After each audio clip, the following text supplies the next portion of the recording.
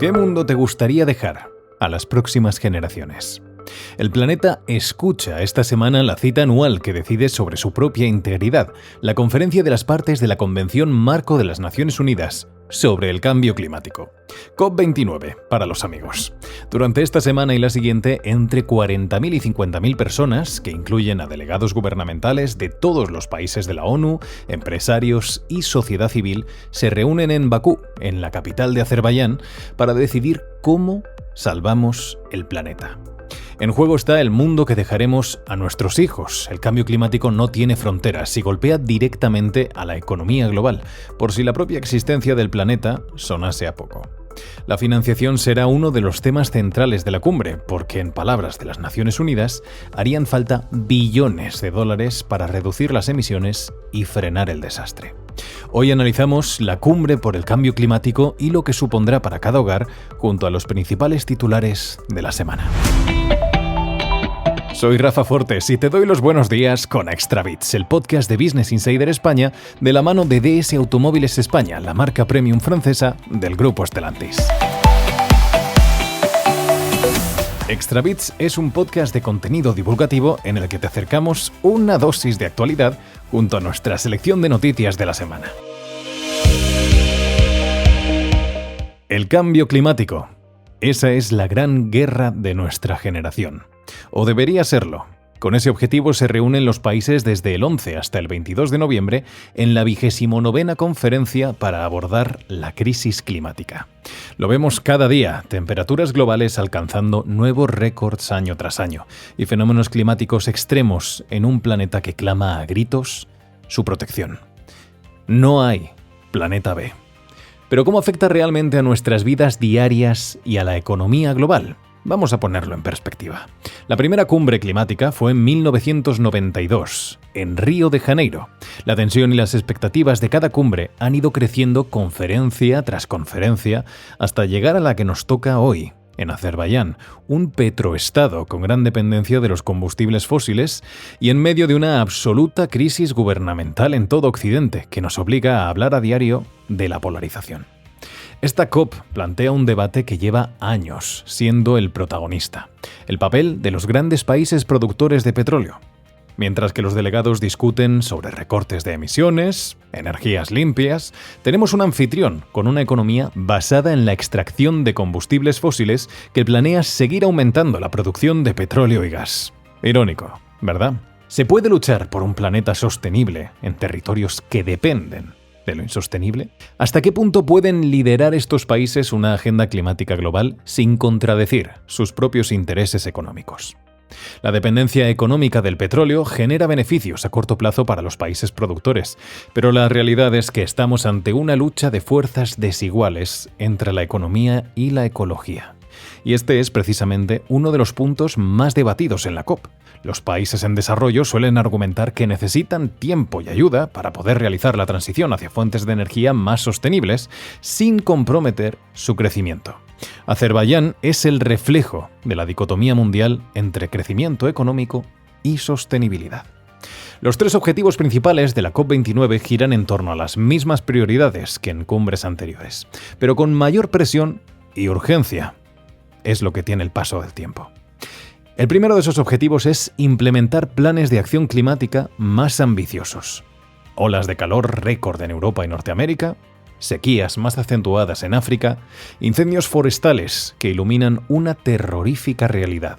La aplicación de acciones climáticas concretas de forma inmediata. El propio Simon Stiell, secretario ejecutivo de la Convención, recordaba el desastre que hemos vivido en Valencia en su discurso.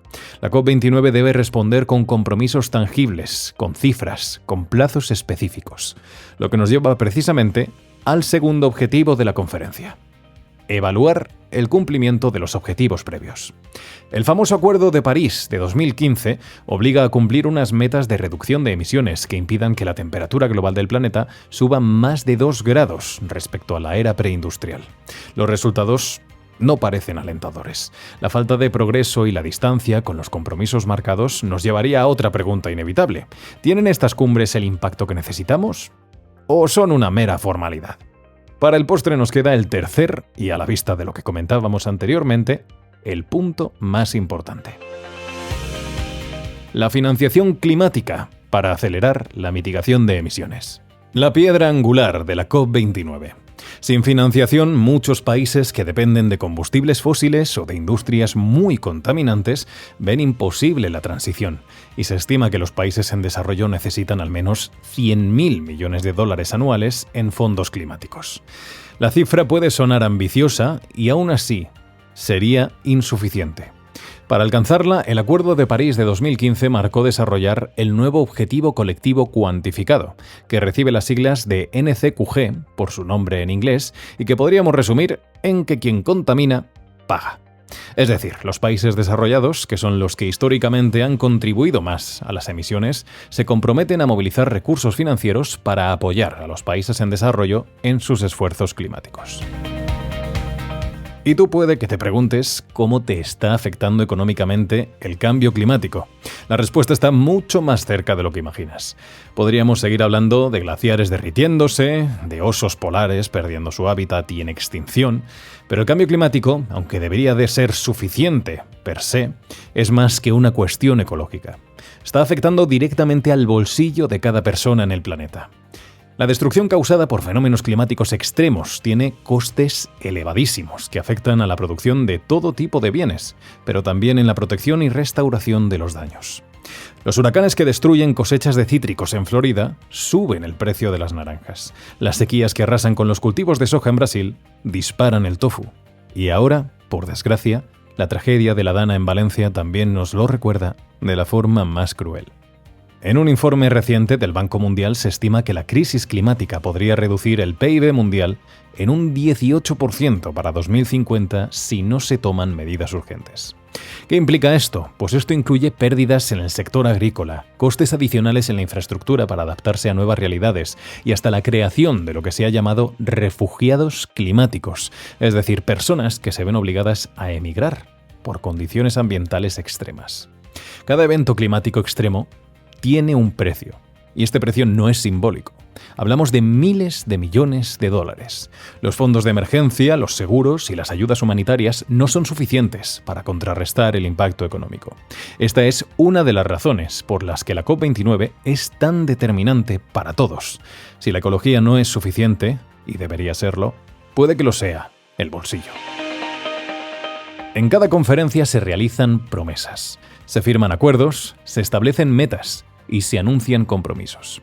Y en muchos casos no se cumplen. Hablábamos de la promesa de los 100.000 millones de dólares anuales para los países en desarrollo que no se han logrado, pero tampoco la reducción de emisiones. La COP29 llega también con una pesada carga de promesas rotas. Ahora son los líderes de los países quienes deben rendir cuentas. Pero ¿cómo se revisa y sanciona a los países que incumplen las promesas? Esa es una gran cuestión que será debatida en la COP29 y su respuesta es clave para avanzar en la lucha contra el cambio climático. Mientras tanto, nos encontramos a líderes como Ursula von der Leyen, presidenta de la Comisión Europea, a Emmanuel Macron de Francia y Olaf Scholz de Alemania, que tampoco asistirán. Ni el primer ministro canadiense, Justin Trudeau, ni el presidente chino Xi Jinping, ni por supuesto Joe Biden, tras los resultados de las recientes elecciones de Estados Unidos. Donald Trump precisamente prometió en campaña que sacaría a Estados Unidos del Acuerdo de París, lo que ya hizo en su primer mandato, pero también ha amenazado con retirarse de la Convención Marco de Naciones Unidas sobre Cambio Climático que organiza la COP. Es decir, que Estados Unidos ni siquiera participaría a futuro en las negociaciones, simplemente las ignoraría y haría lo que quisiera. Esta es la situación que tenemos. Cuando la COP29 finalice, lo que quedará no son solo las resoluciones firmadas ni las declaraciones de intenciones. Lo que quedará es el impacto real de los acuerdos en las políticas de cada país, en la industria, en la economía y, en última instancia, en la vida cotidiana de las personas.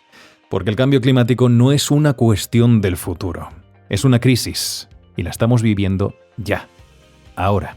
La pregunta es si los líderes lo verán con la urgencia que se merece o si vamos a seguir posponiendo la solución hasta que sea demasiado tarde.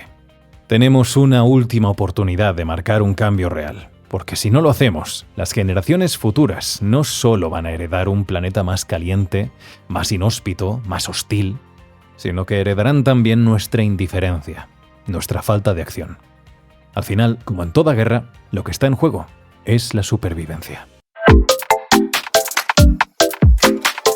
Repasamos ahora los titulares destacados de la semana en Business Insider. BBVA Sabadell. Así son las duras consecuencias del envío de la OPA hostil a la fase 2. La Comisión Nacional de los Mercados y la Competencia, la CNMC, ha decidido abrir una segunda fase en su investigación de la oferta pública de adquisición, la OPA hostil, de BBVA sobre Sabadell. Esto también os lo contamos en uno de los primeros episodios de Extra Bits. La investigación en profundidad de la operación conduce a varios meses de incertidumbre, acceso al trámite de otras partes interesadas, duras condiciones y un rol final relevante del Consejo de Ministros. El gobierno subirá los impuestos para compensar el alivio a las energéticas. Hacienda ha pactado subir los impuestos a los seguros médicos, el diésel, el tabaco, los vapeadores o los pisos turísticos. Todas estas medidas fiscales lograrán compensar la pérdida de recaudación por la desaparición del impuesto a las energéticas y la rebaja del impuesto a la banca, valorada entre 1.500 y 2.000 millones de euros.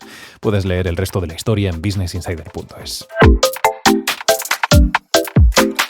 Los expertos coinciden. El Bitcoin va directo a por los $100.000. El precio del Bitcoin se ha disparado desde que Donald Trump ganó las elecciones de Estados Unidos. En solo 8 días ha aumentado su precio casi un 29%. Y los expertos lo que predicen es que seguirá subiendo. Y podemos decir que los expertos no siempre aciertan. De hecho, la historia de las criptomonedas está repleta de errores acerca del precio. Pero, ¿y si esta vez es la buena? La epidemia de trastornos de salud mental. En España hay más gente trabajando que nunca y más empleados sin trabajar. Y esto significa más trabajadores de baja por problemas de salud mental.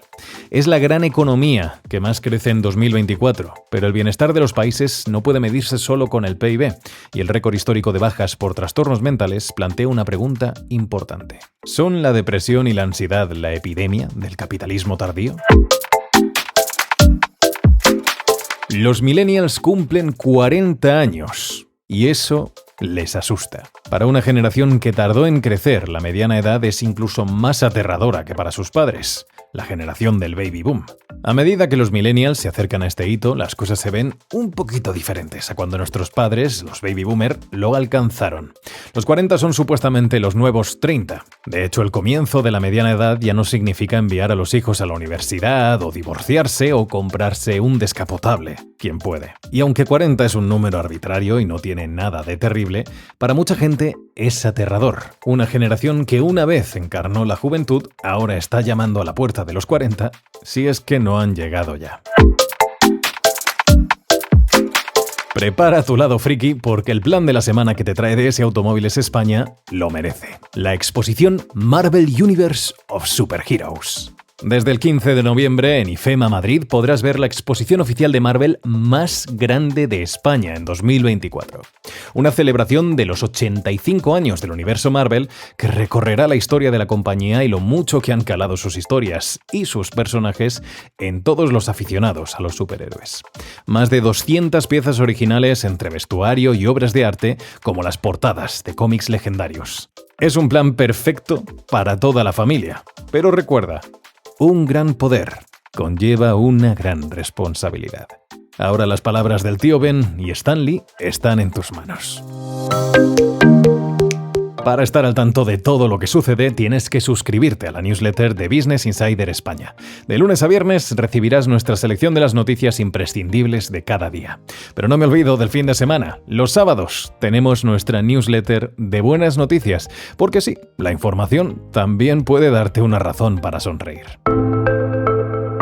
Hoy sabes un poquito más de la importancia de la COP29 y de la crisis climática a la que nos enfrentamos. Te llevas los titulares destacados de una semana convulsa y además tienes un planazo friki para tener el día disfrutón.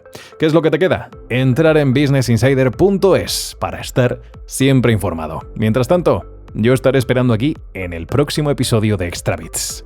¡Chao!